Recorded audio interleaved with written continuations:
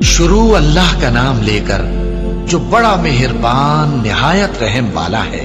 عصر کی قسم کہ انسان نقصان میں ہے مگر وہ لوگ جو ایمان لائے اور نیک عمل کرتے رہے اور آپس میں حق پر چلنے کی تلقین اور صبر کی تاکید کرتے رہے۔ والعصر، زمانے کی قسم ہے، زمانہ گواہ ہے، پوری تاریخ انسانی اس پر گواہی دے گی۔ ان الانسان لفی خسر، یقیناً انسان خسارے میں ہے، گھاٹے میں ہے۔ الا الذین آمنوا، سوائے ان کے جو چار شرطیں پوری کریں، ایک نہیں۔ الا الذین آمنوا وعملوا الصالحات وتواصوا بالحق وتواصوا بالصبر، ایمان لائیں جو اس کائنات کے مخفی حقائق ہیں ان کو سمجھیں، ان کا شعور حاصل کریں، ان کی تصدیق کریں۔ ایمان باللہ، ایمان بالآخرہ، ایمان بالرسالت، پھر اس کے عملی تقاضوں کو پورا کریں۔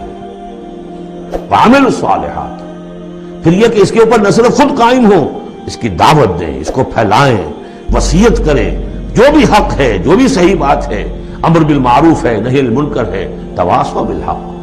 اور پھر یہ کہ جب یہ کام آپ کریں گے، آزمائشیں آئیں گی، تکلیفیں آئیں گی، مصیبتیں آئیں گی، ریزنچمنٹس ہوں گی، لوگ ناراض ہوں گے۔ آپ کیوں ان سے کہہ رہے ہیں کہ یہ کام آپ نہ کریں، یہ غلط کام ہے؟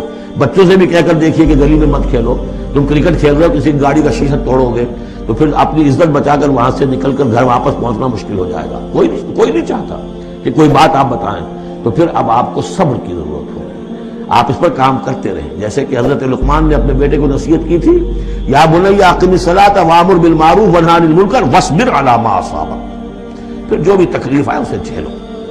پھر یہ کہ آدمی جو ہے بزدل نہ ہو، تھردلا نہ ہو، کہ اس قدم سے واپس آ جائے، اس خوف سے کہ کہیں مجھے اس میں کوئی تکلیف نہ آ جائے۔